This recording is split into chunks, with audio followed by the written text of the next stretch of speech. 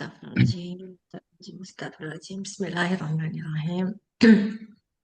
Assalamualaikum warahmatullahi wabarakatuh. Apa Assalamualaikum. kabar semuanya teteh-teteh? Alhamdulillah Ustadz, selamat bergabung juga. Semoga dalam keadaan sehat walafiat semuanya. Alhamdulillahirrahmanirrahim. Segala puji bagi Allah Subhanahu wa Ta'ala. Hari ini kita bisa kembali berkumpul di kajian MPP, Ar-Raudah, PCIM, dan juga Perniip. Jadi hari ini banyak nih gabungannya ya Ustadz. Jadi kita saling kerjasama karena topiknya juga kayaknya cukup penting nih Ustadz, khususnya buat kita yang tinggal di luar negeri memahami mengenai kehadiran Allah yang bisa meresap ke dalam kalbu, khususnya bagi mungkin generasi kita ya Ustadz ya, anak-anak kita nantinya bagaimana cara menerapkan mengenai Tuhan itu di negara yang boleh dibilang tidak berketuhanan gitu ya Ustadz ya. Betul. Karena itu sebelum kita mulai, mari kita sama-sama membacakan salawat dan salam kepada Nabi kita tercinta Muhammad Sallallahu Alaihi Wasallam. Allahumma sholli ala Sayyidina Muhammad wa ala ali Sayyidina Muhammad.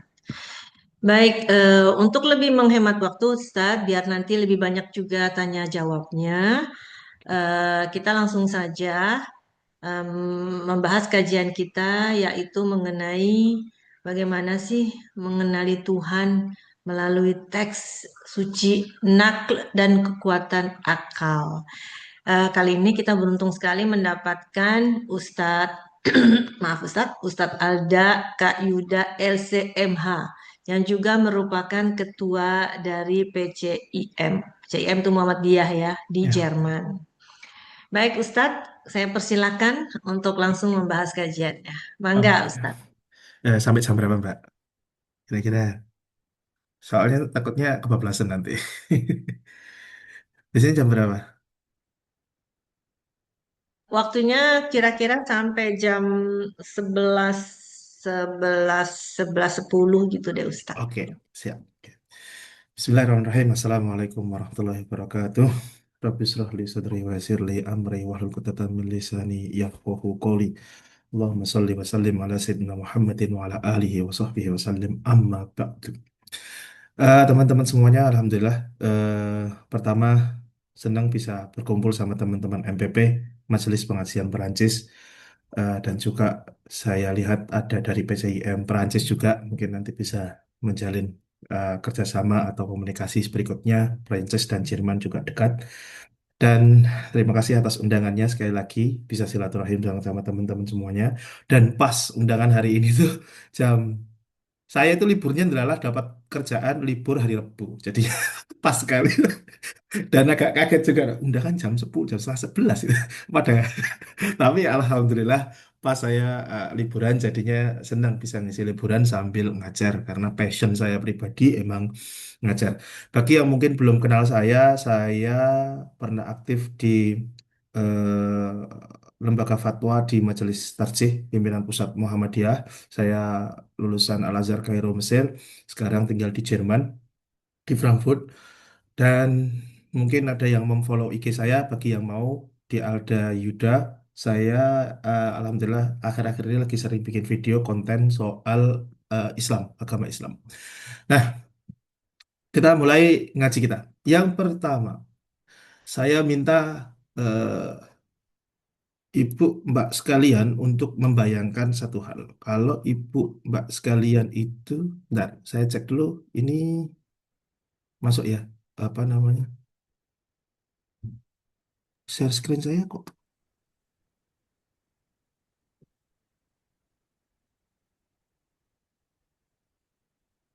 Masuk Ustadz?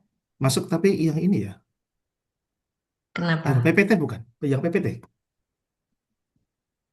Mas, ya masuk. Mungkin Ah, diperbesar aja Ustadz.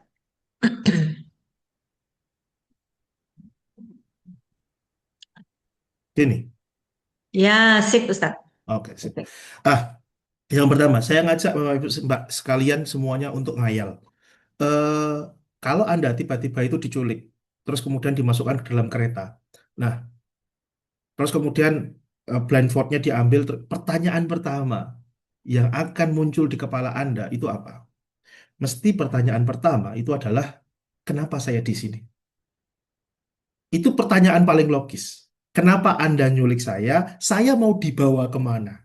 Itu pertanyaan itu udah paling logis. Semua akan bertanya seperti itu. Maka Anda akan terheran-heran ketika di kereta itu Anda juga menemui orang lain. Tapi ternyata orang-orang lain ini tuh ada makanan malah pada makan, ada PS pada main PS, Nintendo Nintendo, pada gosip semuanya pada gosip. Loh, kalian semua itu sedang diculik. Kok tidak ada sama sekali yang bertanya, ini mau dibawa kemana? Dan tujuan hidup kita itu apa? Nah, balik dengan logika yang tadi ke dalam kehidupan kita. Kita tiba-tiba ada dalam kehidupan ini. Maka pertanyaan yang paling penting, dan kalau ibu mbak sekalian itu pernah belajar filsafat, pertanyaan paling penting di dunia ini itu cuma satu. Tujuan hidup ini sebenarnya ngapain sih? Itu udah pertanyaan paling penting. Bagi orang Barat, kebanyakan mereka mengartikan tujuan kehidupan itu adalah untuk bersenang-senang. Nah, buat teman-teman semuanya yang punya cara pandang seperti itu, ya silahkan, tapi akan sedikit bermasalah. Bayangkan hidup Anda hanya untuk bersenang-senang. Maka, ketika nanti Anda sudah tua, terus kemudian misal, hidup ini kok tidak menyenangkan lagi ya?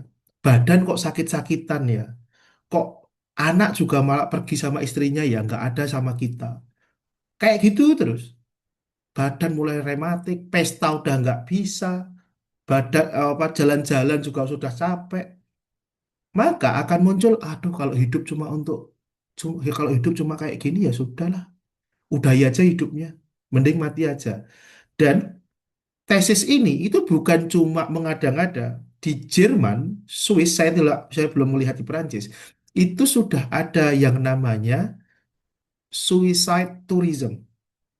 Jadi turis, hanya orang-orang turis itu untuk bunuh diri.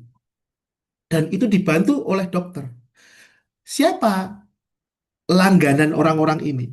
Dan ternyata banyak adalah orang-orang yang sudah tua, orang-orang yang nggak tahu jalan hidupnya ini mau ngapain lagi, udah nggak bisa seneng-seneng lagi, hidup kok sakit terus. Dari kecil udah kena kanker, dari kecil sudah kena stroke, dari kecil sudah gini. Pokoknya hidupnya itu kok serba menderita terus. Sudahlah mati aja kalau udah kayak gini. Mau ngapain? Mau ngapain lagi? Dan itu sudah merebak dan itu sudah jadi official law. Sudah resmi diperbolehkan suicide tourism ini. Kenapa? Karena di awal cara pola pikirnya dia adalah hidup ini untuk senang-senang, maka kalau hidup ini sudah tidak menyenangkan lagi ya mati ya. Islam itu ngasih tuh purpose of life, tujuan hidup. Dalam Islam, tujuan hidup kita itu simpel. Karena kita adalah ciptaan, maka tujuan hidup kita adalah untuk mengenali pencipta, untuk menyembah pencipta. Tujuannya cuma itu saja. Nanti kembali kepada pencipta. Dari mana kita berasal? Dari Allah. Ngapain kita di dunia ini? Tujuannya adalah beribadah kepada Allah. Dan kemana kita pergi? Kembali kepada Allah. Itu Islam berhasil menjawab. Jadi ada tiga pertanyaan inti dalam kehidupan. Kalau ibu, mbak sekalian mau ngecek ini, silahkan. Anda boleh nyari. Satu, dari mana kita berasal? Pas masa lalu. Dua, hidup ini untuk apa? Tujuan hidup ini untuk apa? Dan yang ketiga, kemana kita akan pergi? Itu tiga pertanyaan inti. Masa lalu, masa sekarang, dan masa depan.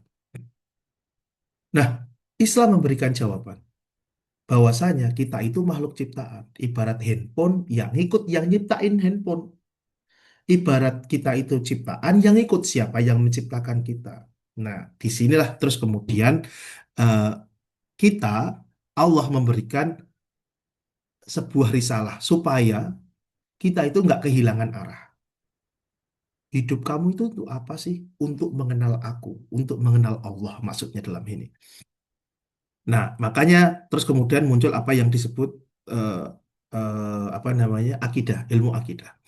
Saya nggak akan bahas secara detail soal sejarah ateisme, di Jerman. Intinya sejarah ateisme itu muncul dari apa dulu perang kalau ada yang pernah dengar namanya The 30 Years War, perang 30 tahun antara Katolik sama Protestan. Karena makan banyak sekali korban, hampir 4 sampai 8 juta. Terus kemudian orang-orang ketika itu berpikir, lah kalau kayak gini terus peradaban barat akan hancur dong. Masa kita perang gara-gara agama terus? Muncullah apa yang disebut sebagai sekularisme. Paling banyak muncul di Jerman dan juga Perancis. Intinya gimana? Harus di separate, harus dipisahkan antara agama dan eh, politik supaya tidak perang lagi, supaya tidak perang terus. Intinya seperti itu. Wah, ini nanti takutnya malah kebanyakan. Nah, terus kemudian, enggak, saya cari yang langsung ke orang Islam aja, langsung. Nah, karena waktunya takutnya tidak. Ini ya. Nah, gimana Islam memandang ateisme yang terus kemudian muncul banyak di negara Barat? Orang Barat menganggap bahwasanya beragama itu mundur karena agama isinya cuma merecok-recoki saja. Agama itu isinya cuma perang saja. Dan itu ketara betul dari sejarah mereka. Di Islam sebenarnya juga seperti itu. Percaya tidak percaya, tapi alhamdulillah Islam masih bisa memanage Sunni dan Syiah di Indonesia dulu, dulu. Saya masih ingat dulu Muhammadiyah dan NU. Zaman sekarang masih alhamdulillah sudah enggak di Indonesia. Muhammadiyah dan NU itu dulu sampai Masya Allah, gontok-gontokannya itu hanya untuk menentukan awal bulan. Itu dulu pernah ada sampai yang meninggal lah, untuk mengatakan ini sesat, ini tidak, dan lain sebagainya. Maka terus kemudian eh, Islam itu dianggap oleh banyak pihak itu tidak kompatibel karena banyak membuat eh, masalah. Intinya seperti itu. Nah, eh, Islam mengajarkan kepada Bapak Ibu sekalian, boleh nggak sih seorang Muslim itu mengatakan saya menyembah Allah Subhanahu Wa Taala, tapi tidak menggunakan akalnya? Boleh nggak sih Anda cuma bilang, saya percaya Allah saja. Allah itu siapa? Kalau Anda teman ibu-ibu sekalian ditanya, Allah itu siapa? Karena rata-rata di Indonesia itu hanya ya sudah percaya Allah. Tapi ketika ditanya, loh kamu nyembah siapa? Kan kamu nggak tahu siapa yang kamu sembah. Masa cuma nyembah nama doang? Nah, ibu-ibu sekalian, mbak sekalian, dalam Islam ternyata akidah seperti itu setahu saya itu nggak boleh. Jadi dalam surat Muhammad itu dijelaskan, fa'lam annahu la ilaha illallah. Tulisannya, maka ketahuilah. Dan ketahuilah ini harus dengan ilmu. Bahwasanya tiada Tuhan selain Allah. Dan Anda tidak boleh hanya kasar kata, udahlah sembah Allah saja. Anda nyuruh anak Anda untuk sholat. Udah sholat belum? Terus kemudian anaknya nggak mau. Terus ya sudah pokoknya tugas kita sebagai Muslim itu adalah untuk sholat. Sembah Allah. Lah Allah itu siapa coba? Kenapa kok harus disembah? Problem kita itu mengenalkan Allah kepada anak kita itu dengan paksaan seperti itu. Sembah Allah, ayo sholat, karena Allah harus disembah. Lah Allah itu siapa coba? Kok Allah harus disembah? Maka unik di sini ketika surat Al-Alaq pertama kali, kalau ibu mbak sekalian perhatikan, Al-Alaq kita tahu ya, Iqra bismi rabbikal ladzi khalaq itu. Tidak ada kata Allah di situ.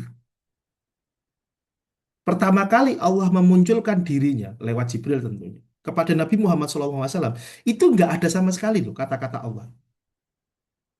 Allah bilang, Iqra, bacalah. Bismi rabbikal ladzi khalaq. Dengan nama Tuhanmu yang menciptakan kamu. Allah itu menyebutkan prestasinya dulu. Jadi, kalau boleh dibilang, Allah nggak bilang gini, aku Allah, maka sembahlah. Maka sembah aku. Enggak, Allah nggak bilang gitu. Allah itu bilang kepada Nabi Muhammad seolah bilang begini. Hai Muhammad, aku yang menciptakan kamu, maka sembahlah aku. Dengan logika seperti itu, maka akan terbentuk logika yang sehat, logika yang bagus. Oh iya ya, saya ini di dunia ini diciptakan oleh zat bernama Allah atau Sang Kholik. Maka saya harus menyembah dia, menuruti apa kata dia. Jadi bukan, oh yuk kita sembah Allah. Lah Allah itu siapa? Prestasinya apa coba kok kita harus nyembah Allah itu? Maka di kita mundur sejenak, mundur sejenak. Kenapa sih kita harus menyembah Allah? Pertanyaannya, kenapa kita harus menyembah Allah? Bukan kita bukan bukan ujuk-ujuk kita harus bilang, oh ya udah kita sembah Allah. Karena nggak ada, karena kita harus ada logisnya nih. Kenapa ya kita harus menyembah Allah itu? Nah, Allah memberikan jawaban di surat pertama kali di Al-Alaq, kamu harus nyembah saya karena sayalah yang menciptakan kamu. Dulu saya pernah ya diskusi sama orang-orang. Saya pernah mau ngisi ngaji ceritanya. Terus kemudian dicegat sama orang Kristen gitu. Dia lagi dakwah, dakwah on the street gitu, tapi versi Kristen. Saya dicegat terus kemudian pas lagi mau ngisi ngaji, terus kemudian dia tiba-tiba bilang, ayo kita itu butuh butuh savior, kita butuh penyelamat dan Yesus adalah penyelamat kita, bla bla bla bla bla. Dia bilang gini, kita itu harus menyembah pencipta. Di situ saya setuju. Ya, I agree with you in that point. Kita harus menyembah pencipta. Terus kemudian dia bilang, lah pencipta kita adalah Yesus. Ketika dia omongin seperti itu, saya bilang, lah disinilah yang saya tidak setuju sama Anda. Kalau Anda Kristen, Anda Buddha, Anda apapun, satu pertanyaan yang pasti adalah kita itu sama-sama kita itu harus satu satu yang pasti dulu, samakan pendapat dulu bahwasanya kita itu menyembah siapapun yang menciptakan saya, yang menciptakan kamu, dan yang menciptakan alam dunia ini. Nah, pertanyaan berikutnya adalah siapa yang menciptakan dunia ini? Apakah Yesus? Apakah Buddha? Apakah Allah? Sang pencipta ini memiliki banyak nama. Nah, baru kemudian kita cari. Tapi satu hal yang penting, ketika kita berdiskusi sama anak, misal, itu yang diajarkan kepada saya, itu adalah mulai dari pertanyaan, kita, mulai dari pertanyaan, siapa yang harus kita sembah? Yaitu, siapapun yang menciptakan kita, maka kita sembah dia. Pertanyaan kedua nanti baru akan muncul. Nah, siapa yang menciptakan kita? Nah, itu baru silahkan Anda cari agama-agama yang lain. Saya pribadi dan kita semua tentunya sudah menemukan bahwasanya yang menciptakan kita itu memiliki nama. Namanya adalah Sang Kholik atau nama lainnya adalah Allah Subhanahu wa taala. Bapak Ibu yang dimuliakan Allah Subhanahu wa taala. Pernah dengar ceritanya Nabi Ibrahim di mana beliau dalam posisi pencarian Tuhan. Dan itu juga merupakan kisah yang menurut saya adalah kisah yang elegan. Allah mengajarkan kita lewat kisahnya Nabi Ibrahim. Di situ Nabi Ibrahim, kesimpulannya Nabi Ibrahim yang menurut saya mind blowing. Pertama kan Anda semua tahu, kita semua tahu. Falam majana di surat An-Naml ayat 76-79, falam majana alaihi lailu ro'a kaukaba. Pertama beliau melihat bintang. Qala hadza rabbi, ini Tuhanku. Falamma afala qala la uhibbul afilin. Tapi ketika bintang itu tenggelam, lalu kemudian Ibrahim berkata, aku tidak suka yang tenggelam. Kedua, dia melihat bulan. Ternyata bulan itu juga tenggelam. Ketiga, dia melihat matahari. Ketika melihat matahari, hadza Robbi, hadza Akbar. Ini yang paling besar nih. Hadza Akbar. Tapi terus kemudian matahari juga terus kemudian tenggelam. Lalu kemudian ini kalimatnya Ibrahim itu adalah kalimat orang yang mencari Tuhan. Dia itu nggak tahu siapa Tuhannya. Dia itu nggak tahu siapa Tuhannya. Namanya Allah itu tuh nggak tahu gitu. Namanya Rohman itu nggak tahu. Namanya Rohim itu nggak tahu. Kalimatnya Ibrahim adalah Inni wajjahtu wajhiya lilladzi fataros samawati wal ardi fataros samawati wal arda hanifa wa ma ana minal musyrikin. Kesimpulannya Ibrahim, sudahlah, aku udah nyoba nyari Tuhan. bulan salah, bintang salah, matahari salah. Aku menganggap semua itu bukan Tuhan dan aku menyembah siapapun engkau. Nah, ini kalimatnya. Aku menyembah ini wajah tu wajhiya lilladzi fataras samawati wal ard. Aku menyembah siapapun engkau yang menciptakan langit dan bumi. Maka sebelum Islam muncul dulu ada namanya orang-orang Hanif, orang-orang agamanya Hanif. Dia cara beragamanya gimana? Dia nggak nyembah para, dia nggak nyembah yang lain. Tapi dia cara beragamanya seperti ini. Agama pengikut Ibrahim itu namanya Hanif, Hanifiyah. Mereka yang nggak dapat nabi, tapi dianggap sebagai orang-orang pengikutnya kelompok Nabi Ibrahim. Kalau zaman Nabi Muhammad ada itu novel itu yang awalnya apa namanya memberitakan Nabi Muhammad kalau dia kelak akan menjadi nabi. Cara beragama mereka adalah aku beriman kepada aku bersujud, aku nyembah siapapun engkau yang menciptakan langit dan bumi. Aku menyembah siapapun engkau yang menciptakan diriku. Lalu kemudian datang Nabi Muhammad memperkenalkan yang menciptakan langit dan bumi, menciptakan kita, itu punya nama lain. Nama agungnya adalah Allah. Nama dan dia juga punya nama lain. Nama lainnya adalah Ar-Rahman. Nama lainnya adalah Ar-Rahim. Nama lain adalah Malik, Kudus dan seterusnya dan seterusnya. Begitulah cara beragama menggunakan akal. Islam itu mengajarkan kita semua baik beragama dengan menggunakan akal ataupun baik beragama menggunakan tekstual. Bagi teman-teman semuanya yang cuma ingin teks, aku cukup Al-Quran, ya silahkan. Tapi Islam juga memberikan tempat untuk Anda yang selalu logis, untuk berpikir apapun yang selalu logis. Semuanya dipikirkan, Islam ngasih tuh. Nah, itu adalah cerita eh, tentang Ibrahim. Berikutnya adalah dalam Quran Surat Tur. Quran Surat Tur ini adalah satu-satunya ayat dalam Al-Quran yang membantah tentang ateisme. Satu-satunya. Perlu diketahui jamaah sekalian, ateisme itu baru muncul di dunia modern, baru muncul di dunia ini setelah tadi saya bilang ada perang antara Katolik dan Protestan, terus muncul sekulerisme. Nah, sekulerisme itu terus kemudian memunculkan ateisme.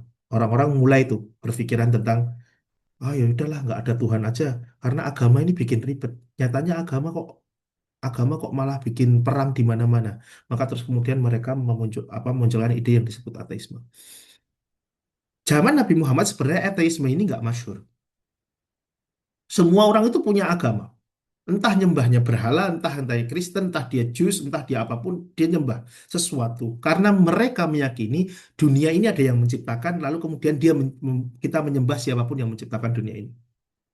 Di Quran surat Tur itu dikatakan, Am khuliqu min ghairi syai'in am humul khaliqun. Am khalaqus samawati wal ard bal la yuqinun.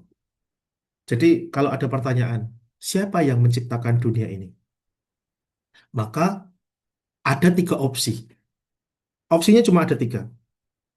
Siapa yang menciptakan saya, siapa yang menciptakan dunia ini? Kalau Anda punya conversation sama orang non-Muslim, atau conversation sama anak, dan lain sebagainya, mulai bertanya soal ateis, pakai logika ini. Kalau dia benar-benar yang logik. Siapa yang menciptakan dunia ini? Kemungkinannya cuma ada tiga. Satu, tidak ada yang menciptakan kita. Tidak ada. Kita berasal dari out of nothing. Tadi yang dikatakan dalam surat At-Tur tadi. Am khuliqu min ghairi syai'in am humul khaliqun. Dikiranya nggak ada yang menciptakan kalian. Terus kalian datang dari nol gitu. Jadi opsi pertama tidak ada yang menciptakan kita. Seolah-olah dari nol tiba-tiba ada satu. Kalau dalam matematika seperti itu. Dan itu nggak masuk akal gitu. Nol kok menciptakan satu. Itu nggak ada satupun saintis semuanya yang mengatakan Makanya ateisme itu sebenarnya secara ilmiah paling nggak masuk akal. Bagaimana bisa nol tiba-tiba ada satu? Anda mau pakai teori Darwinisme sekalipun, itu juga nggak masuk akal.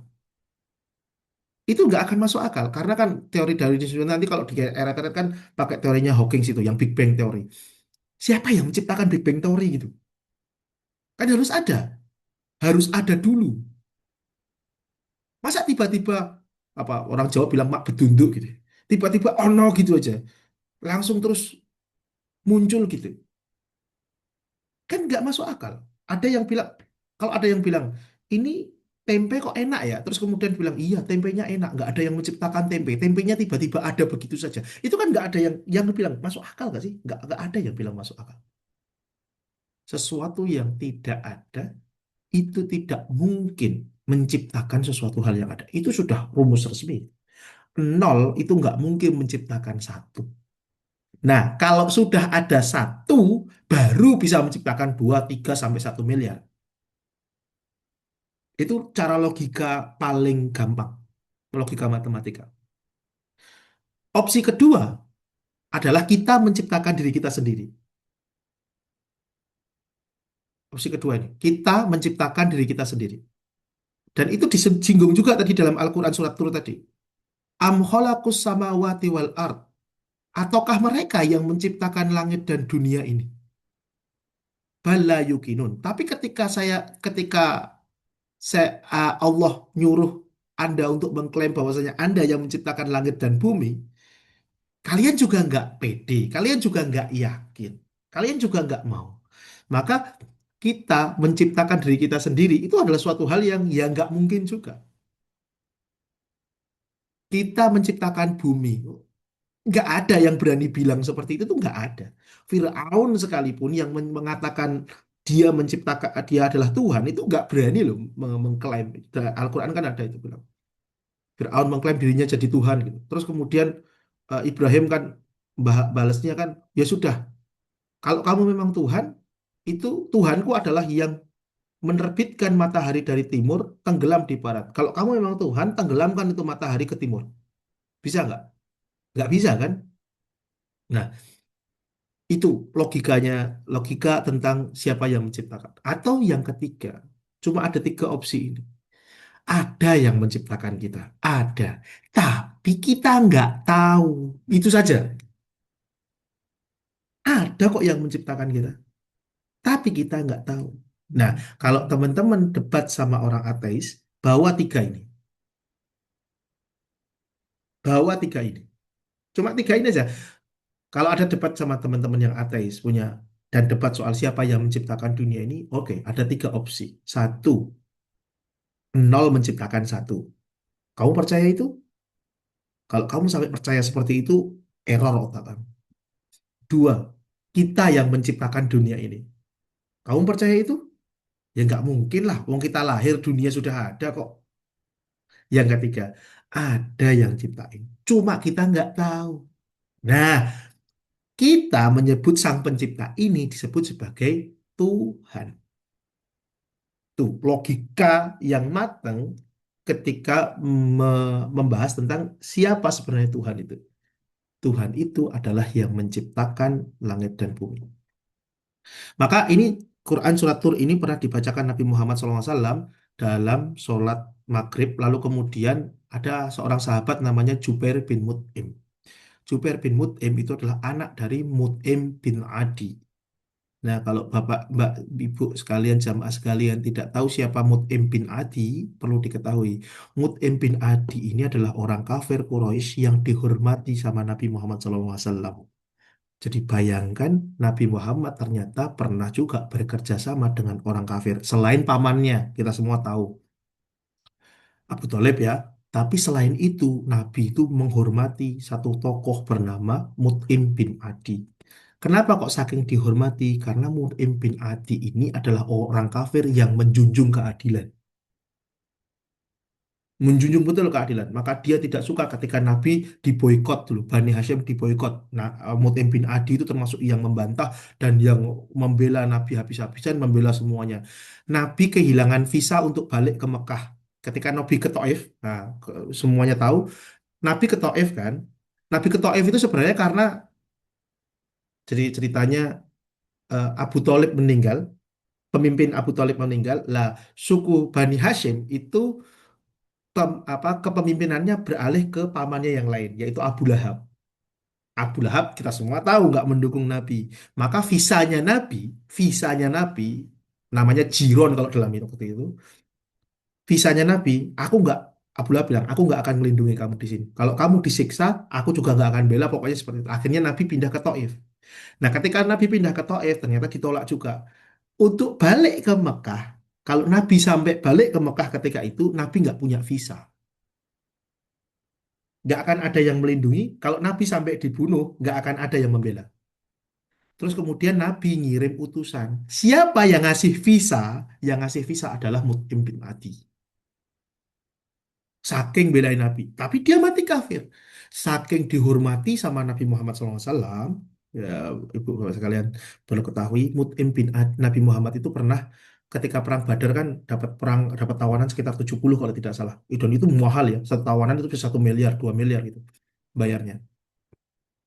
Beliau Nabi Muhammad SAW bilang, kalau Mut'im bin Adi masih hidup dan dia mengatakan satu hal saja untuk membebaskan tawanan-tawanan ini, saya akan kasih semuanya untuk Mut'im bin Adi.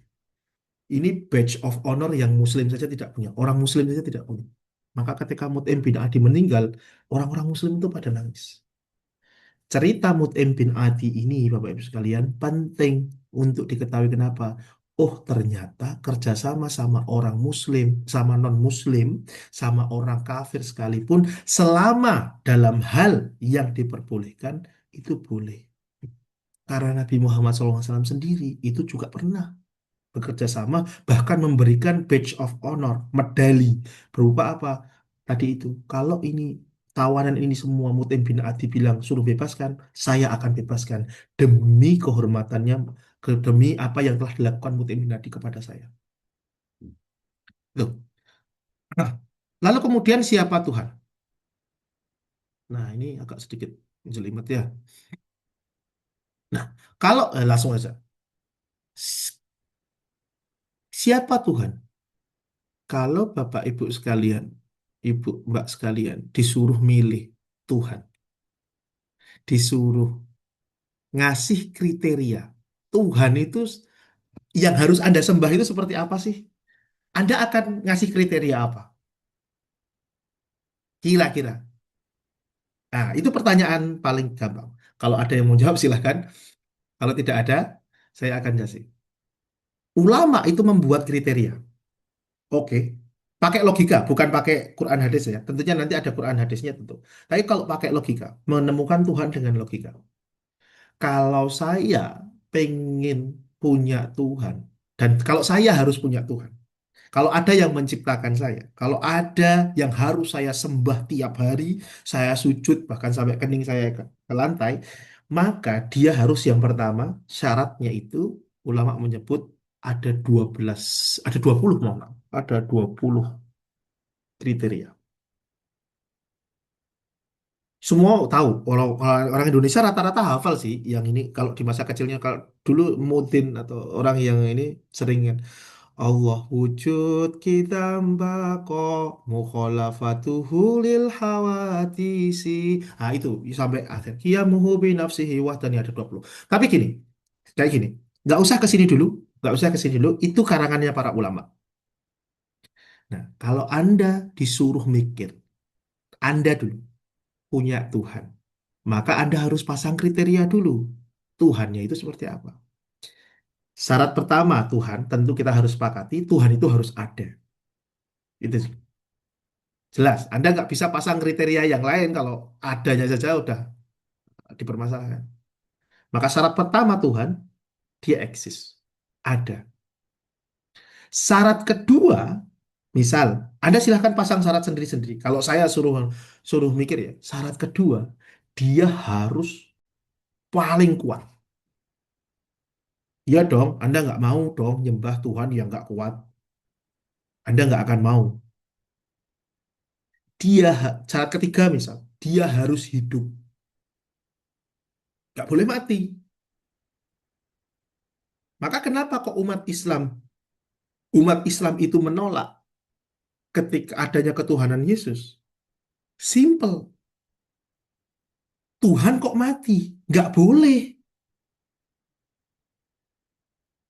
Apa jangan akal, fitrah Anda, akal Anda yang paling basic sekalipun itu tidak bisa menerima kalau Tuhan Anda itu mati.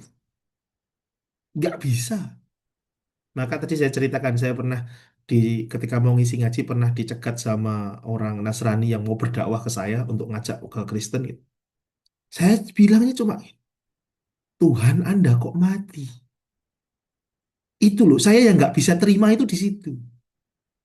Tuhan Anda kok mati? Kenapa Tuhan Anda itu mati? Saya pengen, kalau saya punya Tuhan, Tuhan saya nggak mati. Loh, Quran bahkan itu memberikan statement yang lebih apa ya, lebih menohok lagi, Me- membantah orang-orang yang mempertuhankan selain Allah. Kamu menganggap Maryam sama Yesus itu Tuhan? Karena yakulani to'am. Mereka berdua itu loh makan. Maksudnya apa? Kok Allah pakai mereka berdua itu makan? Artinya kalau mereka nggak makan itu yo lemes gitu. Nggak punya kekuatan. Masa Anda mau punya Tuhan lemes gitu? Ya Allah, Anda berdoa, ya Allah, saya pengen A, B, C, terus kemudian bentar, saya masih kelaparan gitu. Kok kayak gitu gitu? Itu sindirannya Allah dalam Al-Quran. Kalau dia makan, artinya nanti dia harus buang BAB. Ketika Anda berdoa, terus Tuhan bilang, sik bentar ya, aku lagi BAB dulu. Ya nggak boleh lah seperti itu. Itu akal paling basic dalam Islam, itu nggak bisa menerima kenyataan seperti itu. Maka, Bapak sekalian, Islam itu saya sudah baca di banyak apa ya agama gitu ya. Islam itu agama yang unik. Bilang gini, bukan unik sih.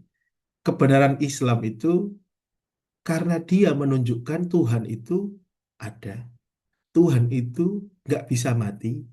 Tuhan itu kalau dia jadi Tuhan maka dia harus powerful. Tuhan nggak boleh dibunuh. Masa Tuhan bisa dibunuh? Nggak masuk akal. Tuhan nggak butuh makanan. La sinatu wala naum. Dia tidak ngantuk. Dia nggak tidur. Dia harus kuat terus. Maka itu yang di apa kampanyekan oleh orang Muslim, oleh ulama. Tuhan kita itu kayak gitu. Nah, Tuhan kamu seperti apa? Nah, terus kemudian tadi kalau Anda mau ilmiah ya berarti ya pakai apa yang disebut sebagai 20 kriteria Tuhan. Allah wujud, Allah kitam. Kitam itu artinya Allah sudah ada sebelum adanya waktu. Dan waktu kan ada timeline tuh. Waktu itu kan ada timeline. Tuh, ada awal, ada mula. Allah itu harus sudah ada sebelum itu. Allah yang menciptakan dimensi waktu. Nggak boleh Allah kok ada dalam waktu ini, nggak boleh. Tuh. Allah bakok. Allah kekal. Nanti waktu itu sudah nggak eksis. Karena waktu sudah bisa kiamat, bisa selesaikan waktu. Allah itu akan eksis. Karena Allah kekal. Allah mukhalafatuhu lil hawadis. Allah beda dengan makhluknya. Nah, ini nanti yang jadi perbedaan. Kalau teman-teman semuanya ada yang tahu perdebatan antara Asy'ari sama Salafi, bagi yang tahu, terlepas madhab apapun Anda, terserah saya, jujur saya agak bodoh amat dengan hal itu ya. Allah itu nggak boleh sama dengan makhluknya. Nggak boleh. Maka kaidahnya, ma khotara fi balik, wallahu laisa bidzalik. Kalau ada yang terpintas, oh Allah itu seperti ini, ya itu sudah salah pokoknya. Itu kaidahnya. Allah satu, Allah qiyamuhu binafsihi, Allah harus berdiri sendiri, berdikari. Allah itu. Nah, ini kriteria-kriteria Tuhan. Kalau Anda baca semua kriteria ini, Anda akan mikir, oh ya sih, kalau ada zat yang punya kriteria kayak gini, dia Tuhan saya. Ulama itu bikinnya seperti itu. Apalagi Allah satu, Allah kuasa, Allah berkehendak, Dia maha berkehendak, Allah ilm, ilmu Dia, semuanya Dia tahu. Allah iradah, Allah berkehendak, Allah hidup, Allah mendengar, Allah apa namanya? Allah mendengar, Allah melihat, Allah bicara dan seterusnya dan seterusnya dan seterusnya. Itu semua adalah kriteria tentang siapa Tuhan dalam Islam. Maka kalau Anda mau debat misal sama orang-orang Nasrani ya, ajukan Tuhan kamu seperti ini nggak? Kalau Tuhan kamu nggak kayak gini, kok kayaknya nggak bisa saya terima di akal. Tuhan kamu kok mati, nggak bisa diterima di akal saya. Tuhan kamu kok dilahirkan? Oh, berarti sebelum dilahirkan, siapa Tuhannya Ibrahim? Siapa Tuhannya ini dan lain sebagainya. Nah, itu cara mengenali Tuhan dengan cara logika. Nah, untuk hal yang lain nanti saya jelaskan yang lain lah. Ini sudah pembahasan yang agak sedikit beda. Ini soal perbedaan antara Salafi dan Asy'ari dan lain sebagainya terlalu detail, terlalu terlalu akademik lebih, terlalu akademik. Jadi kalau ada yang ingin bertanya, eh, dipersilahkan. Nah, ini pembahasannya agak akademik sekali. Saya mohon maaf kalau penjelasan saya. Saya kira apa jamaahnya umum. Saya kira jamaahnya ada pemuda, ada semuanya. Terus kemudian oh ya udah saya bawakan yang agak sedikit akademik. Tapi ya nggak apa-apa. Karena biasanya kalau ada apa ada ibu-ibu itu saya biasanya punya pattern tersendiri. Ketika oh dekati jamaah yang ibu-ibu itu bagaimana, dekati jamaah yang bapak-bapak itu gimana, deketin jamaah yang pemuda itu bagaimana. Nah, saya siapkannya untuk jamaah yang umum. Ternyata yang datang semuanya ibu-ibu dan mbak-mbak. Jadinya ya saya mohon maaf semoga bermanfaat. Semoga bermanfaat. Wallahu a'lam bishawab.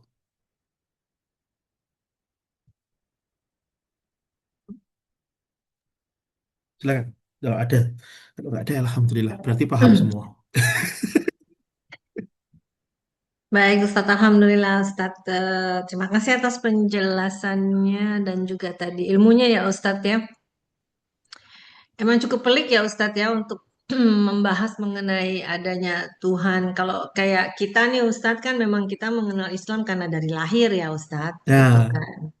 Jadi beda. Tapi Ustadz, jujur ya, walaupun saya Islamnya dari lahir, justru saya menemukan keasikan beragama itu di Perancis, Ustadz, gitu. nah, Di Prancis itu malah saya menemukan karena ya tadi seperti kata Ustadz bilang di Indonesia itu kan kita semua serba didikte ya. Yang penting ya, sholat, yang penting ini gitu kan Ustadz hmm, ya.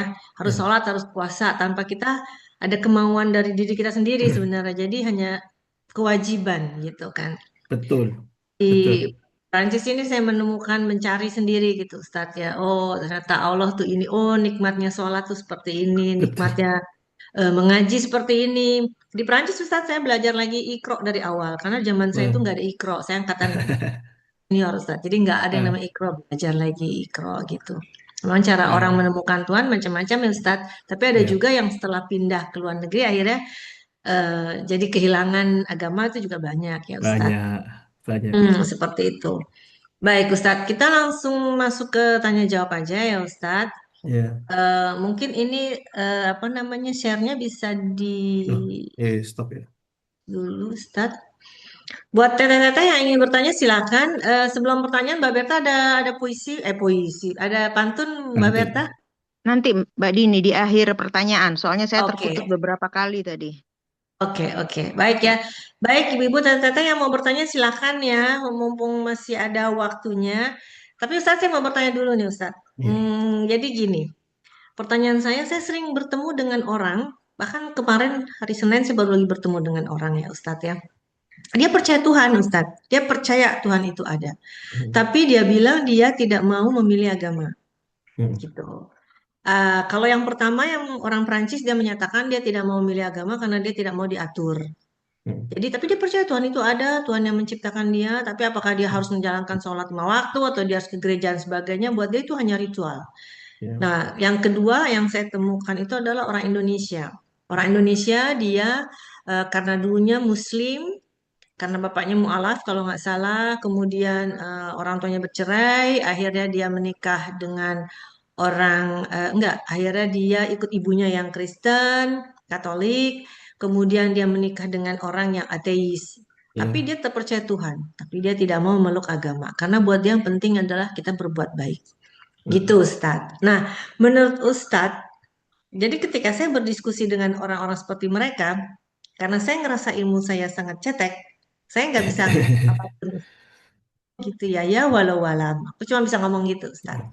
Menurut Ustadz, Oke. apa yang harus saya nggak mau berdebat ya Ustadz, cuman saya ingin Ya, kadang-kadang betul.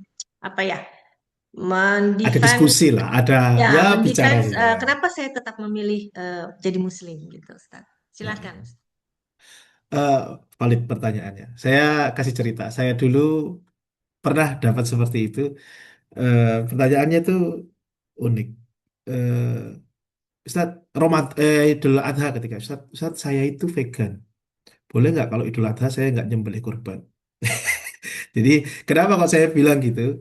Karena sama seperti pertanyaannya Mbak Dini tadi, yaitu ada orang yang penting saya berbuat baik sah. Masalahnya sekarang siapa yang mendefinisikan baik dan tidak? Karena bingung. Baik menurut Anda belum tentu baik menurut saya. Ya apa definisi baik itu apa? Coba? Nggak ada yang bisa, nggak ada yang bisa selain agama. Selain agama, tidak ada yang bisa memberikan doktrin baik itu apa. Jatuhnya akan relativis. Saya misal kasih contoh. Nikah, berhubungan, mohon maaf, sama-sama dewasa. Berhubungan seksual antara saudara laki-laki dan saudara perempuan. Apa, incest. Baik atau enggak? Saya pernah dengar bahwa Perancis, bahwa orang udah mulai membolehkan itu di Perancis. Orang-orang sekulernya. Itu baik enggak? Kan bingung kan? Mendefinisikan baik dan tidak itu yang pertama. Yang penting saya baik. Definisikan dulu apa baik itu apa coba. Akan bingung. Maka dalam Islam yang boleh mendefinisikan baik dan tidak itu adalah yang menciptakan kita. Itu yang pertama. Kalau dalam Islam ya secara logis ngomongnya seperti itu. Ini ngomong ya logis, tapi kan biasanya itu pendekatan itu tidak harus pendekatan logis. Ada banyak pendekatan perasaan lebih ke ya sama-sama. Itu yang pertama. Saya dulu ya kalau saya cara dekatinya seringnya pendekatan logis sih. Makanya saya selalu bilang, lah ya baik itu apa menurut Anda? Baik nggak ketika ketika saya menciptakan robot misal. Terus kemudian robot, ketika saya melahirkan anak, jangan robot. Saya punya anak, saya rawat anak itu, saya kasih uang jajan, saya kasih rumah, saya kasih semuanya saya kasih. Semuanya saya kasih. Tiba-tiba ketika dewasa dia bilang, kamu bukan bapakku.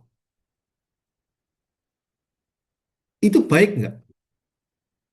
Allah sudah ngasih semuanya. Hidup dikasih, orang tua dia kasih, ke Jerman dia kasih, ke Perancis dia jalan-jalan dikasih, semua nikmat dikasih. Allah cuma minta satu saja, nggak usah banyak-banyak, nggak usah banyak-banyak, satu aja. Akui aku sebagai Tuhan, akui aku sebagai yang menciptakan diri. Satu itu saja pertanyaan Allah. Kok kamu nggak mau? Baik nggak seperti itu? Semua orang akan bilang enggak itu. Semua orang akan bilang enggak itu. Allah cuma, makanya ada diskusi kalau tidak salah itu bilang gini. Di akhirat besok itu orang-orang akan ditanya gini. Dia masuk neraka, orang-orang nggak percaya sama Allah, dia masuk neraka. Terus kemudian ditanya, kalau kamu sekarang tak kasih kesempatan untuk menebus dirimu dengan hartamu semuanya, kamu akan kasih ke saya nggak? Saya akan kasih ya Allah. Jangankan harta ini semua, 10 kali lipatnya juga akan saya kasih. 10 kali lipat lah daripada itu saya kasih. Terus kemudian Allah bilang gini, kamu akan kasih saya 10 kali lipat daripada hartamu. Loh, waktu kamu hidup saya itu nggak minta itu semua loh. Saya cuma minta satu loh. Kamu akui saya sebagai Tuhan. Itu saja. Seperti saya minta sama anak saya, akui saya sebagai bapak. Masa kamu gak mau? Tak kasih semuanya loh. Tak rawat dari bayi loh. Semuanya. Cuma satu saja permintaan Allah itu. Nah, itu dekma tadi. Baik dan tidak baik. Pertama.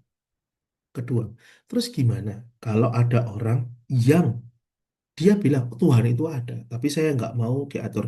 Dan jujur ya, memang ketika baca statistik sekarang itu agama yang paling growing itu sebenarnya bukan Islam, agnostik lebih tepatnya, yaitu orang yang percaya sama Tuhan, tapi dia nggak kenal siapa Tuhan itu, atau dia nggak pengen terikat sama institusi keagamaan karena dia melihat institusi keagamaan itu kok trouble semua ya gitu. Jadi dia ngelihat kayak gitu. Dia misal dia ngelihat Islam ternyata yang dia lihat ISIS. Itu dia tidak akan mau dong masuk ke Islam. Saya pun kalau misal saya bukan orang Islam, naudzubillah min dalik, terus kemudian saya disuruh masuk Islam, yang di otak saya lihatnya cuma ISIS, terus di media ISIS, terus iya nggak mau, saya nggak mau mengafiliasikan diri saya kepada ISIS tersebut. Maka tadi itu saya beriman kepada siapapun. Basic pertama yang penting itu dulu. Saya beriman kepada siapapun engkau yang menciptakan saya. Tapi saya nggak tahu siapa engkau.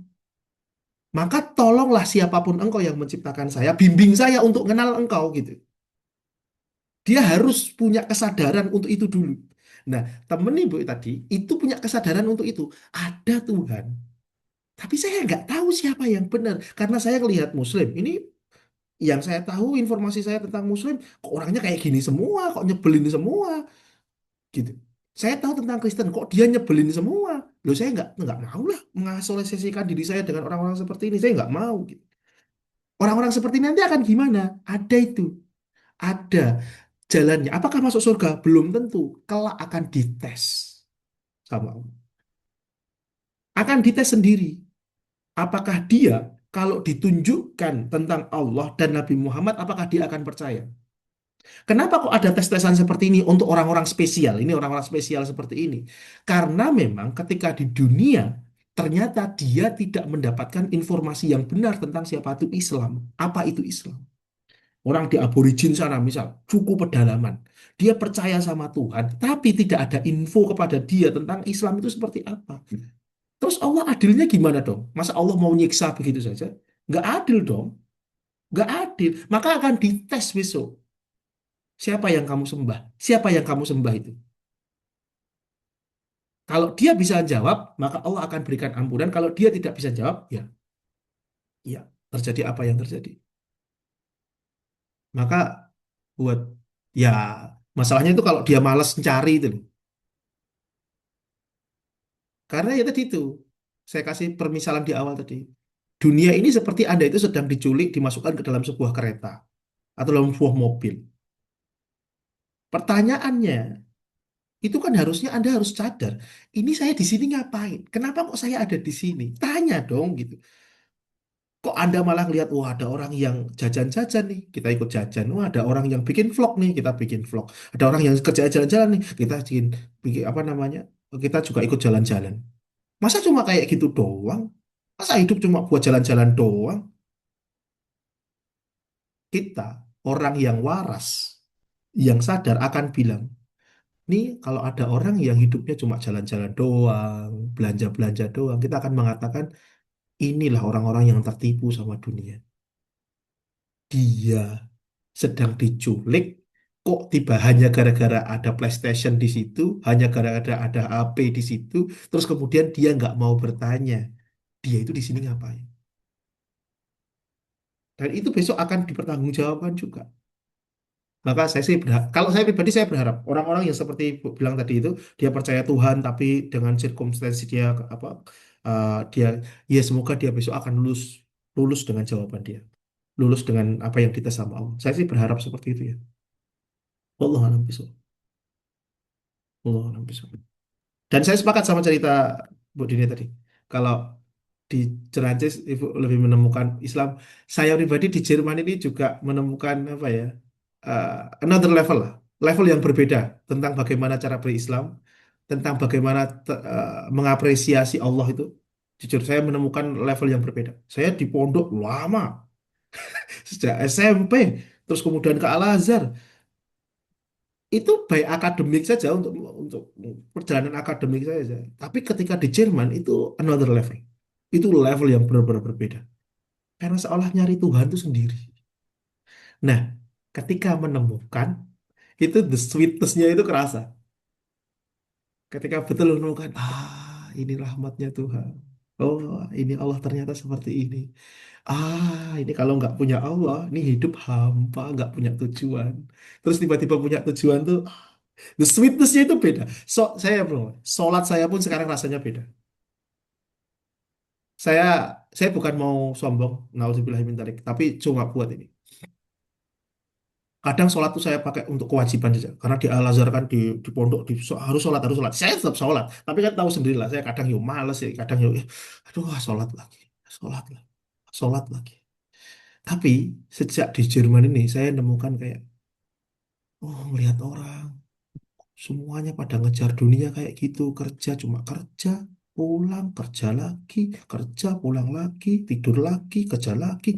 Masa hidup cuma kayak gitu doang? Ayo coba Bapak sekalian. Masa hidup cuma gitu doang?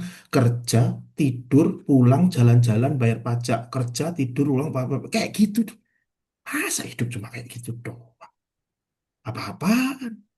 Nah ketika sholat, itu saya ngerasa dapat hadis ini.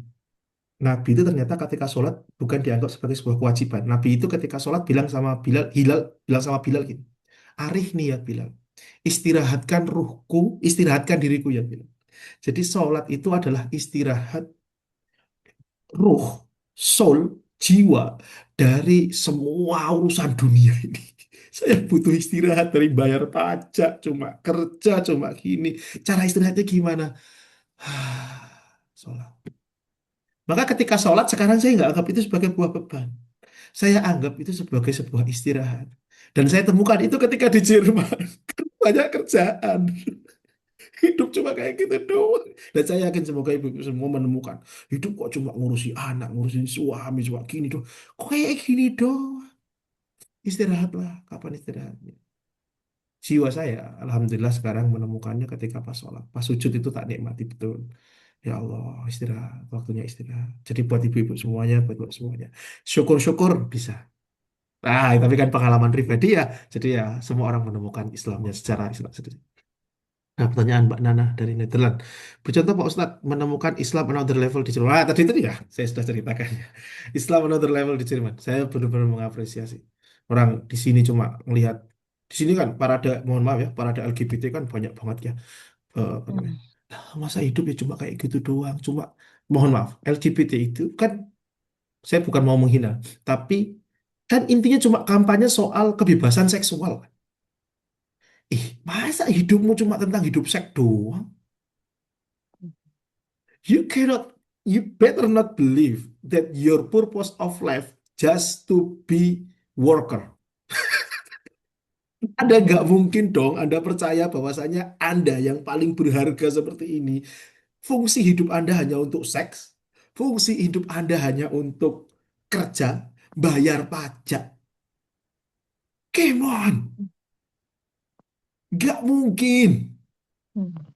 Nggak boleh Anda mikir kayak gitu. Itu beneran cuma worthless banget kayak gitu tuh. Nggak ada fungsinya kayak gitu. Hidup kayak gitu. Cuma buat bayar pajak ke negara. Ayolah. Kalau di Indonesia soalnya ritualistik ya. Jadi dulu ya sudah sholat ritual. Tapi di Jerman tuh ngelihat orang. Saya ngapresiasinya gara-gara menurut saya pribadi. Saya ngelihat orang-orang ini kok banyak orang yang hidup cuma kayak gitu doang. Tetangga saya nih banyak. Orang-orang, orang-orang tua. Sampai sekarang anaknya ditinggal gitu saja. Anaknya pergi semuanya. Hidup bahagia dengan istrinya. Ada orang tua anaknya bahagia hidup dengan istri dan anak-anaknya. Orang tuanya hidup sendiri. Dan saya dapat cerita kayak gitu banyak. Saya hidup cuma buat kayak gitu doang. Ya buat apa hidup kalau cuma kayak gitu doang? Ayolah, let's game on. There is a bigger purpose than to just live, work, and die. There must be. Kalau Anda pikir hidup Anda hanya untuk membayar pajak dan kerja, Anda menyamakan diri Anda dengan mesin. Dah, hidup nggak ada gunanya. Hidup cuma kayak gitu aja. Dan ya cuma kayak gitu aja. Itu menurut saya tuh sakit betul sih. Ketika bayangkan hidup hanya untuk bayar pajak itu kayak what? What? What do you mean? Sakit hati banget itu kayak itu. Makanya temukan bigger purpose buat ibu-ibu mbak sekalian. Itu pertanyaan saya yang saya kenang gara-gara kestruck di Jerman itu adalah satu. Hidup ini sebenarnya buat apa sih? Itu pertanyaan itu menghantui saya sudah sejak di Jerman. Cuma kerja gitu. Nah. Ya. Doesn't make sense. Doa pendek yang membuat anak-anak dewasa kami kembali takwa dan istiqomah. Doa pendek. Saya nggak tahu doa secara umum, tapi mungkin salah satu doanya Nabi Ibrahim. Di surat Ibrahim itu. Rabbi ja'alni muqimas sholati wa min dzurriyyati rabbana wa taqabbal du'a. Itu surat Ibrahim nanti jangan cari. Ya Rob, Rabbi ja'alni muqimas sholati. Ya Rob, jadikanlah aku dan dan keturunanku orang-orang yang selalu mendirikan sholat. Hmm. Karena tadi itu, purpose of life-nya itu adalah untuk Allah dan akan kembali kepada Allah gitu. Hmm. Itu paling enak tuh. Purpose of life-nya adalah untuk mengagungkan siapapun yang menciptakan saya. Dan kelak saya akan kembali sama dia. Rabbi ja'alni muqimah sholati wa min dzurriyyati rabbana wa taqabbal du'a. Oh ya Allah, kabulkanlah doa saya. Dah, itu doa pendek untuk istiqomah. Silahkan diterapkan buat ibu-ibu, mbak sekalian, untuk keluarga, untuk kita semuanya. Jadi doa untuk saya, untuk Rabbi ja'alni, untuk saya, wa min dzurriyyati, dan juga kepada dzurriyyah, keturunan saya, untuk menjadi orang-orang yang selalu mendirikan sholat. Paham the purpose of life. Jadi ya biar nggak hampa lah hidupnya. Saya selalu jenengan mungkin perlu nanya Mbak Dini kepada teman jenengan itu, hidup jenengan hampa nggak sih? Kayak ada purpose nggak sih? Hmm. Masa hidup cuma buat bayar pajak doang? Iya Ustadz, mana saya baru dapat lagi harus bayar pajak nih kan kita Oktober November bayar pajak ya Ustadz ya. Iya. Ustadz Sindir tadi dia yang doa Ustaz. pendek itu Ustadz, saya mau nanya nih karena saya Iya. eh, udah setahun ini melakukan tadi seperti yang Ustadz bilang yaitu surat Ibrahim ayat 40. Oh ya. Setiap sholat setelah selesai sholat fardu, tapi saya dengan menyebutkan nama anak saya 3 kali Ya. sebelumnya. Ya. Jadi Oh ya. misalkan untuk anak saya Adam, Adam, Ya. Adam Rayhan, Adam Rayhan, Ya. saya sebut 3 kali baru saya baca doa itu kemudian untuk anak saya yang kedua gitu. Iya. Kalau untuk suami bisa nggak ya Ustadz ya? Biar lebih rajin lagi gitu. Suami saya Iya. alhamdulillah Ustadz, alhamdulillah Ya, dia sholat. kita kita sesuai dengan zonnya. Saya yakin sih kayak gitu. Kalau untuk suami kan Rabbana hab lana min azwajina wa min dzurriyyatina Ya Rabbana itu hab lana juga min azwajina, ya. itu kan ya Hah. kan. Itu kan untuk spouse ya, untuk Hmm. pasangan, dan jadi ya doa, ya banyak doa dan gak apa. Dan ibu mbak sekalian nggak usah khawatir ya apa dalam masalah gini. Ustaz, oh suami saya kok kayak gitu ya gitu, atau istri saya kok kayak gitu, kok anak saya kayak gitu. Pada in the end of the day ibu itu cuma akan dimintain pertanggungjawaban atas apa yang ibu mampu. Enggak, Hmm. eh, kenapa anak Anda, mohon naudzubillah min dzalik, kenapa Anda ada keluar Islam? Lah saya sudah didik dia, ternyata dia milih keluar Islam. Ya bukan saya, urusan saya. Ya Hmm. udah bukan. Nah, Nabi Nuh saja juga kayak gitu kok, apalagi cuma saya. Gitu kan. Logikanya Hmm. kan jadinya seperti itu. Nabi Adam itu juga, Masya Allah, anaknya psikopat juga satunya. Anak satunya psikopat, satunya dibunuh. Lah kok apalagi cuma saya? Hmm. Iya, iya. Suaminya kafir. Misalnya, naudzubillah min dzalik. Si Asia itu juga iya. Anda belum punya anak. Misal pengen punya anak, belum belum punya anak loh. Sayyidah Aisyah itu, wow, kurang hebat apa istrinya Nabi Muhammad nggak punya anak. Hmm. Jadi Iya, iya.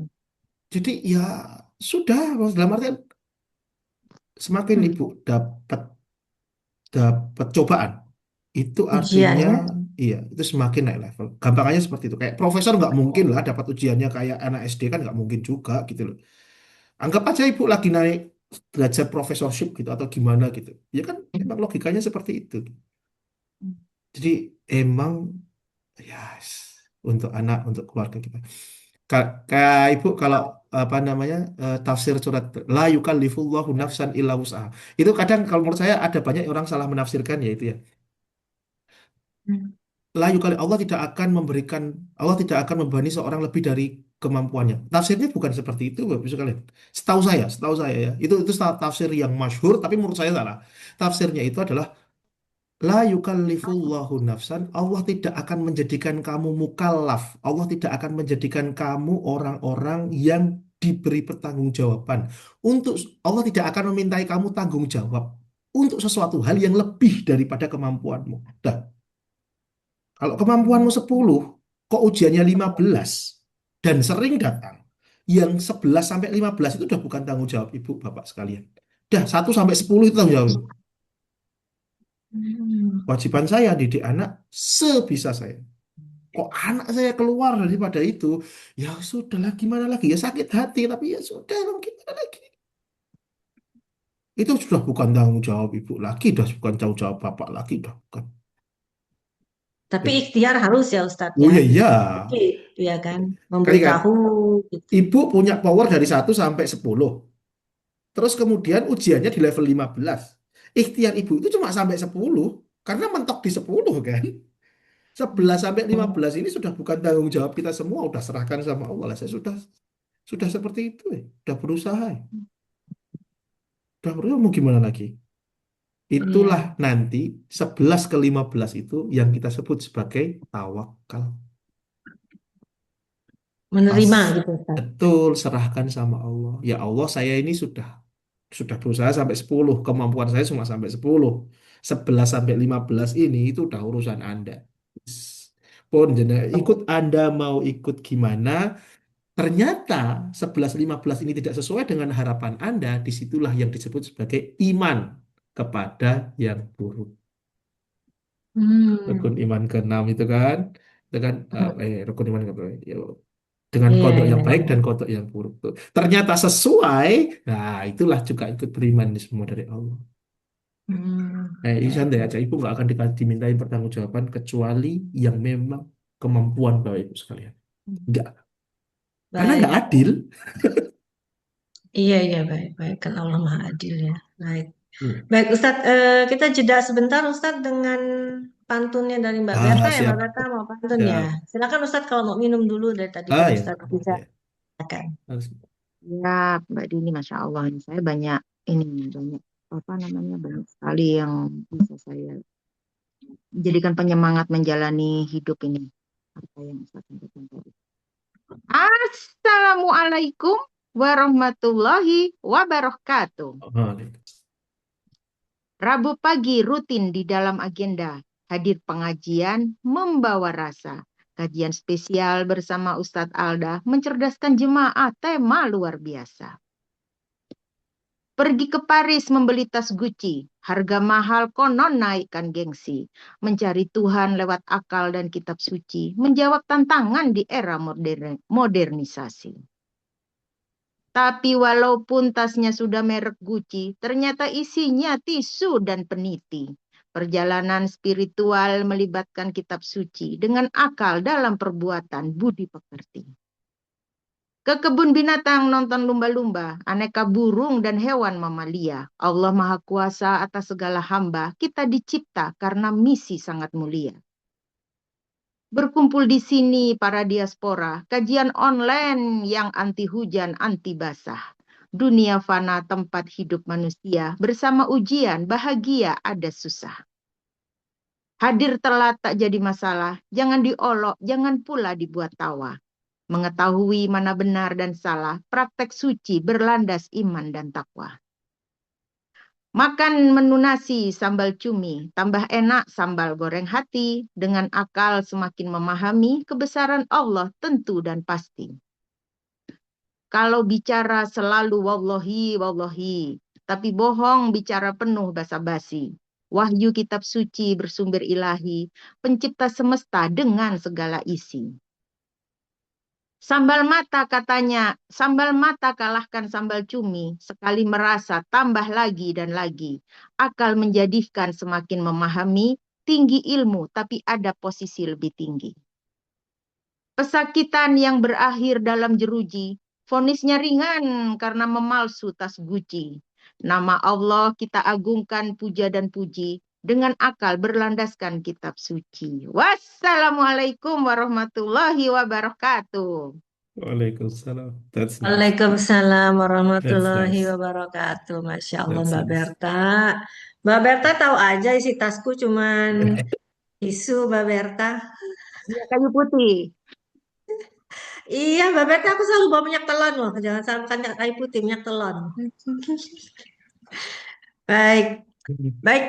Teteh kan masih ada pertanyaan kan? Tapi mungkin di Indonesia sudah waktunya mau maghrib ya. Ibu-ibu juga banyak nih Ustadz yang sudah harus mulai menjemput anak, melakukan Ya, aktivitas lainnya gitu ya Ustadz ya. Ustadz, ini mungkin pertanyaan terakhir dari saya Ustadz, mengenai tadi, mengenai Tuhan ya Ustadz ya. Kalau mungkin Ustadz bisa berbagi sharing, pernah nggak Ustadz melihat ada orang Muslim ya, mungkin orang Indonesia istilahnya yang atau ibu yang menceritakan bahwa anaknya yang tadinya Islam terus setelah dewasa memilih untuk menjadi ateis gitu Ustadz. Dan saran Ustadz, nasihat Ustadz pada saat itu apa gitu Ustadz? Ya mungkin ujian buat ibunya gitu. Tapi waktu itu bagaimana Ustadz cara cara memberikan sarannya? Silakan Ustadz. saya belum sampai ke tahap ke sana ya, belum sampai ke tahap tapi ada tanda-tanda kayak misal awalnya lepas jilbab, terus kemudian lama-lama apa malas sholat, baru sampai ke tahap itu. Ya semoga kita berdoa nggak sampai ke tahap sana. Ya tapi itu saya dapat ya orang nggak dekat juga sih. Pernah ketemu, pernah sumpah ibunya, masya Allah, wah ibu bapaknya aktivis masjid, ibunya wah ngisi ngaji di mana-mana lah kasar kata. Tapi emang ya ujian orang ya, Bu ya. Mbak. Ibunya, walah semua orang kayaknya juga banyak yang kenal beliau lah karena banyak ngaji, banyak ngisi ngaji ini. Tapi ternyata anaknya ya ya terpengaruh dengan dunia luar dan lain sebagainya tentunya. Saya nggak terlalu dekat untuk bisa memberikan nasihat, tapi yang jelas wasobrun jamil itu nasihatnya Nabi Yakub ketika ketika kehilangan Yusuf. Iya sabar. Itu sabar itu pahalanya sangat besar. Bahkan saking besarnya Allah itu nggak ngasih berapanya. Sholat itu dikasih 27 rakaat. 27 derajat. Puasa sedekah itu dikasih. Nanti dilipat gandakan 10 atau sampai 700 dikasih. Sabar itu nggak ada. Aku yang akan kasih. Hmm. Aku yang akan kasih.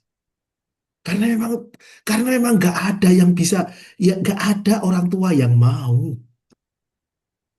Nggak, ayolah. Kemon. Anda pikir ada anak, kalau ada orang tua terus kemudian diuji anaknya ahlul maksiat. Memangnya ada orang tua yang pengen anaknya ahlul maksiat? Gak ada. Gak ada satupun. Pengennya anak pinter, ganteng, cantik, semuanya prestasi semua pengen kayak gitu. Tapi ternyata dia diuji dengan seperti itu. Anda pikir, kita semua pikir, dan nggak perlu Anda terus kemudian mengatakan bahwasanya, ya Allah kenapa saya? Lah kenapa saya? Kenapa Anda? Lah ya, kenapa enggak? Lawang Nabi Nabi Adam aja diuji seperti itu. Siapa Anda kok Nabi Adam aja diuji seperti itu? Anda nggak berhak diuji. Nabi Nuh diuji seperti itu. Siapa Anda kok merasa nggak berhak diuji? Tapi kan Nabi Nuh bro sukses. Anda sukses atau enggak? Nabi Muhammad loh yang hebatnya seperti itu. Diujinya bukan main seperti itu. Siapa Anda yang Khalilullah, kekasihnya Allah, Habibullah, kekasih gelarnya itu bukan LCMH, bukan. Gelarnya itu Khalilullah, kekasihnya Allah, Habibullah, pacarnya Allah, kasar kata seperti itu loh. Itu sudah keren kurang apa gelar kurang keren apa lagi tuh. Ujiannya Nabi Muhammad gak punya anak laki-laki, semua anak laki. Beliau menguburkan semua anaknya dari kecuali cuma Fatimah. Bayangkan orang tua harus menguburkan kalau tidak salah 5 dari 6 anaknya. Itu Hmm. coba bayangkan coba. Itu mind blowing loh ketika tahu seperti itu tuh. Sayyidah Aisyah orang paling bertakwa pengen punya anak, nggak punya anak juga.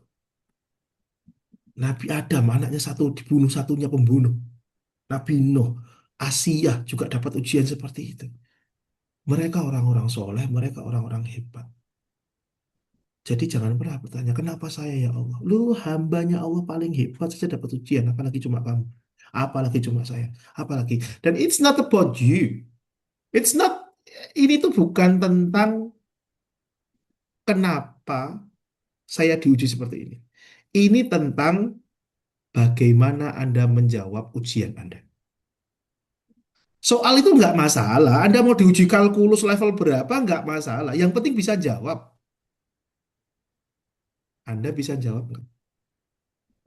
Anda diuji, anaknya naudzubillah min dzalik keluar Islam. Anda bisa jawab nggak ujian itu? Anda bisa sabar nggak? Anda bisa menavigasi supaya lebih sukses nggak? Anda bisa belajar dari situ supaya lebih bagus lagi nggak? Anda diuji dengan suami, bisa nggak Anda tetap taat sama suami, tapi juga berusaha suaminya agar lebih baik nggak?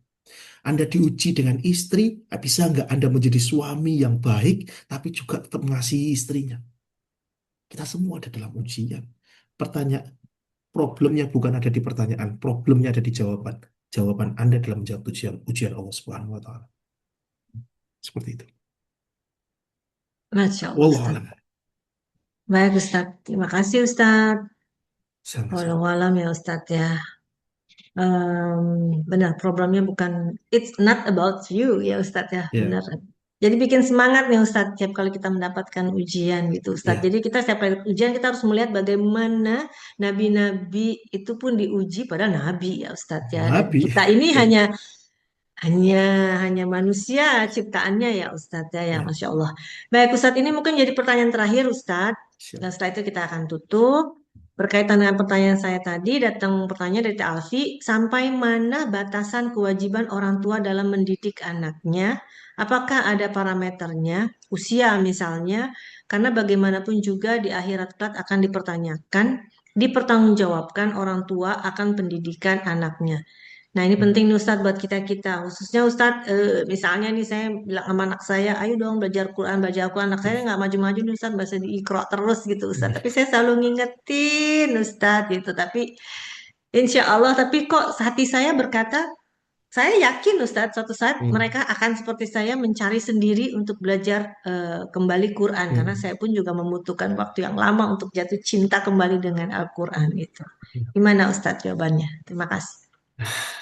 Parameternya apa? Saya ntar, kalau jawabannya sampai mana batasan kewajiban orang tua dalam mendidik anaknya, sampai Anda sudah mengatakan this is the best I can do. This is the best I can do. I can do no more. Aku nggak bisa yang lebih daripada ini. Pokoknya ini sudah yang terbaik. Batasnya, makanya batasannya jadi kayak nggak jelas. Batasnya jujur aja, jadi emang kayak nggak jelas. Karena misal, sampai usia berapa? Ya nggak ada usia-usianan. Kayak misal saya sekarang. Saya kan tetap anak. Orang tua saya tetap harus didik saya kalau saya salah. Orang tua saya punya kewajiban untuk ngomong sama saya kalau saya itu salah. Anda juga seperti itu, meskipun anak Anda nanti sudah menikah, sudah jadi suami atau sudah jadi istri. Loh, itu juga tetap anak Anda. Tapi sampai mana? Sampai Anda, ini sudah terbaik yang saya lakukan. Ini sudah terbaik yang saya lakukan. Udah. Urusan habis itu anaknya kok masih seperti itu, it's not your job. Nabi Muhammad tuh pernah ya, bukan ngeluh, tapi pernah curhat sama Allah. Ya Allah, ini toh, hamba ini sudah saya, ini tuh jamaah ini sudah saya dakwai berkali-kali. Kenapa kok mereka masih kayak gini? Allah itu balasnya lucu. Allah itu kasih, laisa alaika hudahum walakin Allah yahdi man yasha. Muhammad, hidayah itu bukan punyamu, punyaku. Kamu itu sana dakwah aja. Kamu tuh ngajak saja. Urusan mereka dapat hidayah enggak, itu bukan kamu. Loh, Nabi Muhammad loh sama Allah kayak gitu kan. Lah kok terus kemudian saya sama Anda. Loh, siapa Anda? Kok rasa spesial sekali bisa merubah orang? Kok rasa spesial lagi kalau omongannya harus di-note, harus diikuti. Itu siapa Anda? Anda itu siapa? Saya itu siapa? Ya sudah, tugas saya dakwah. Selesai. Orang nggak mau nerima, ya itu urusan dia. Nabi Muhammad aja ditolak orang banyak kok. Apalagi cuma Anda, apalagi cuma saya. Nabi Muhammad, kurang apa? Kalamnya dikawal Jibril, di- dikasih oleh Allah Subhanahu wa taala langsung, dikasih Quran, kasih mukjizat, belah bumi, belah langit, belah bulan. Coba. Anda belah apa? Nggak bisa ngapa-ngapain gitu. Itu aja yang nolak banyak. Lah kok cuma Amin. Anda? Lah kok cuma saya? Makanya Nabi Muhammad aja itu juga mohon maaf. dengan segala terhormat tapi ya tentunya ya kita mengatakan ini. Nah, pamannya saja nggak ikut iman. Pamannya, pamannya saja nggak ikut. Padahal paman paling disayang itu. Paman yang statusnya sudah seperti bapak. Abu Thalib itu paman statusnya seperti bapak, Pak. Karena beliau nggak punya ayah dari kecil yang rawat Abu Thalib. Itu juga nggak iman. Terus gimana Ustadz saya nak? Sudah bagus kan, sudah pasrahkan sama Allah. Yang penting tadi, saat Anda itu sudah mentok sampai the best Anda 10 ya sudah. The rest itu tawakal. Makanya Islam itu ngasih konsep tawakal itu penting banget. Kenapa? Supaya Anda nggak supaya Anda nggak bunuh diri, nggak stres ketika Anda gagal, ketika kita gagal. Kenapa? Allah ngasih. Sudah, kalau kamu sudah berusaha, tawakal kepadaku, tawakal pada Allah. Itu udah urusanku. Maka Islam itu ngasih backingan di akhir tuh, Masya Allah. Gagal usahamu, yang penting kamu sudah terbaik, tawakallah sama aku. Nggak boleh bunuh diri, nggak boleh nyerah. Terus sampai mana? Sampai Anda bisa mengatakan, aku sudah mencoba sebaik mungkin. Setelah itu, tawakal Allah. Serahkan sama Allah. Orang tua tidak akan bertanggung jawab apapun ketika Anda sudah berusaha sebaik mungkin, terus kemudian anaknya masih ke kanan banget atau ke kiri banget. Nah, itu bukan urusan Anda lagi. Nabi Muhammad pun juga tidak bisa. Stres ada kalau, wah ini anak saya harus kayak gini, harus kayak stres ada. Dah, stres. Nanti tidak ada stres. Seperti itu ya, Mbak Bu ya. Semoga bermanfaat, semoga ini nanti bisa diteruskan di next ini lagi kita ramu materinya mungkin yang lebih baik kalau yang sesuai dengan apa yang kira-kira jamaah butuhkan. Allah. Baik Ustadz, Masya Allah. Karena waktu juga Ustadz ya yang harus membuat kita harus berpisah. Insya Allah Ustadz, jangan bosan-bosan ya Ustadz kalau diundang Insya lagi Allah, untuk memberikan ilmunya insya kepada Allah, kita insya semuanya. Allah, insya Allah, Baik Ustadz, insya Allah. silakan Ustadz sebelum ditutup memberikan rangkumannya dan juga doa bagi kita semua. Mangga Ustadz. Rangkumannya kita doa aja. Anggap aja tadi semua itu rangkuman. Malah menarik pas tanya jawab. Tadi pas materi agak sedikit. Ya. Tapi alhamdulillah nanti semakin tahu kalau untuk the next insya Allah semoga bisa jadi lebih baik. Kita doa bareng-bareng semuanya. Kita istighfar dulu terlebih dahulu 3 kali. Astagfirullahaladzim, astagfirullahaladzim, astagfirullahaladzim. Innallaha wa malaikatahu yusholluna ala nabi sallallahu alaihi wasallam taslima. Allahumma ighfir lil mu'minina wal mu'minat wal muslimina wal muslimat al ahya'i minhum wal amwat innaka sami'un qarib mujibud da'wat. Ya Allah, kami yang kumpul di sini ya Allah mohon kepadamu pertolonganmu ya Allah, ridhomu atas kehidupan kami ya Allah, ridhomu atas kami menjadi istri ya Allah, ridhomu atas kami menjadi ibu ya Allah, ridhomu atas kami menjadi suami, ridhomu atas kami menjadi uh, seorang seorang tetangga, ridhomu atas kami menjadi apapun yang kau putuskan kami menjadi di sini ya Allah.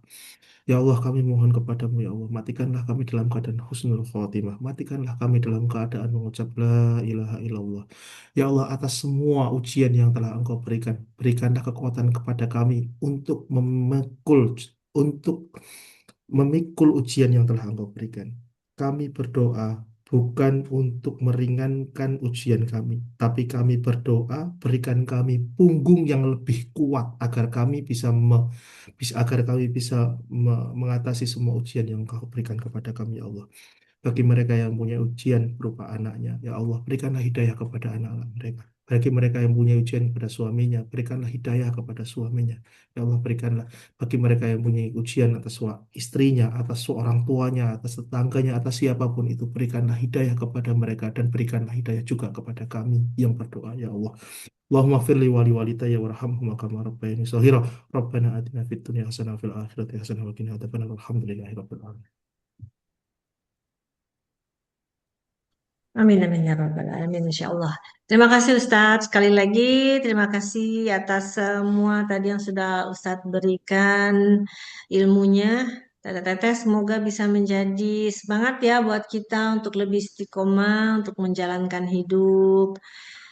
Semangat selalu karena kita punya Allah. Nggak ada yang bisa, apa ya Ustadz ya, melebihi segala sesuatunya daripada Allah. Jadi tenang, kita ada Allah, selalu bersama dengan Allah. Terima kasih Ustadz. Insya Allah hanya Allah yang bisa membalas kebaikan Ustadz. Sekali lagi saya juga berterima kasih kepada teteh-teteh yang sudah bergabung, pada semuanya yang sudah bergabung. Teh Desi tadi tadarusnya, Teh Alfi. Jangan lupa nanti sebentar lagi ada kerjaan untuk ngedit. Mbak Berta untuk pantunnya, untuk semuanya terima kasih. Mohon maaf lahir batin bila tadi ada kesalahan. Subhanakallahumma wa bihamdika asyhadu alla ilaha anta astaghfiruka wa atubu ilaik. Wassalamualaikum warahmatullahi wabarakatuh. Makasih banyak Ustaz. Waalaikumsalam Ya, warahmatullahi sama-sama. Terima wabarakatuh. kasih Terima semua. kasih Ustaz. Ya, Jazakallah saya langsung khairan pamit. Ustaz. Pamit ya, Mbak. Ya, ya, Ustaz semuanya. Bangga. Jazakallah khair. Terima kasih, Ted. Terima kasih, Ustadz. Assalamualaikum warahmatullahi Waalaikumsalam. wabarakatuh.